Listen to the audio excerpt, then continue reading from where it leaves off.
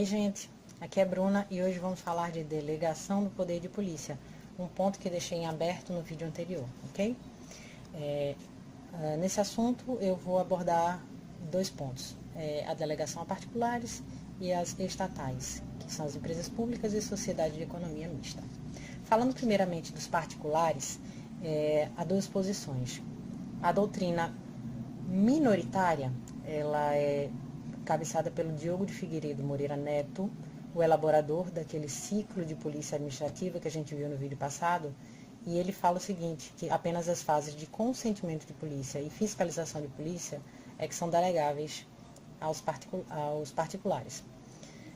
A majoritária, ela entende que o poder de polícia não é delegável, tá? A indelegabilidade. Nada obstante, eles entendem que atos materiais e instrumentais que dão suporte ao exercício do poder de polícia pelo Estado podem ser exercidos por particulares. É o caso, por exemplo, de uma empresa possuir a propriedade de radares de velocidade, colher esses dados e passar para o Estado para que ele exerça a fiscalização, sanção, etc. Tá bom? Vamos falar então agora do segundo aspecto, das empresas públicas e sociedades de economia mista.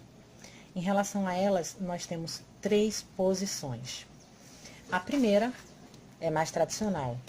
Ela diz que, com base no poder de império do Estado, é exercido o poder de polícia e, portanto, não pode ele ser delegado a particulares, ok? A segunda posição, o Diogo Figueiredo Moreira Neto é que defende. Ele diz que algumas fases, novamente, a de consentimento e de fiscalização, podem sim ser delegadas às empresas públicas e sociedades de economia mista. Esse posicionamento é trazido no RESP 817-534, tá? Vocês visualizarem lá que o acórdão traz bem claramente essa segunda posição. Nessa terceira posição, a terceira posição aqui que a gente vai trazer, ela é claramente minoritária, tá? Enquanto essas duas meio que se equilibram, essa aqui é notadamente minoritária. Ela diz que o poder de polícia é totalmente delegável às pessoas jurídicas de direito privado da administração indireta.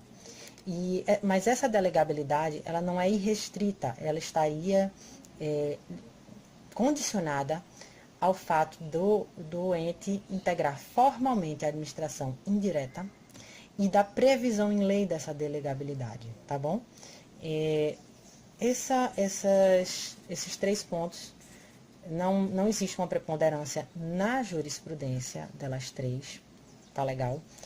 E para isso, a gente tem que ficar de olho nisso aqui, ó. Nesse tema 532 que está com repercussão geral no STF. O leading case é o 633782 e nele vai ser analisada essa questão da delegabilidade do poder de polícia às empresas públicas e sociedade de economia mista, ok? Um ponto que eu acho interessante da gente falar é o seguinte, o artigo 4º da lei das PPPs, que é a 11.079 de 04, ele fala o seguinte, que na contratação da parceria público-privada serão observadas algumas diretrizes. E no inciso 3, ele diz o seguinte, que a indelegabilidade das funções de regulação jurisdicional do exercício do poder de polícia. Ou seja, nessas circunstâncias de parcerias público-privadas, a lei prevê claramente a indelegabilidade, ok? Mas a gente não pode dizer ainda que essa é uma posição consolidada. Vamos ficar de olho lá na repercussão geral, o que é que vai ser decidido, tá bom? E aí, no próximo vídeo, vamos dar uma explanada, ainda aqui bem superficial, né, em razão do tempo, sobre a Lei 13.303 do ano passado. É a Lei das Estatais. Ela veio regulamentar a Constituição, quando fala que as empresas públicas, sociedades de economia mista precisam de um estatuto próprio. E aí vamos falar um pouquinho sobre ela, tá? Então, gente, boa semana para vocês. Espero ter ajudado. Bons estudos e até a próxima.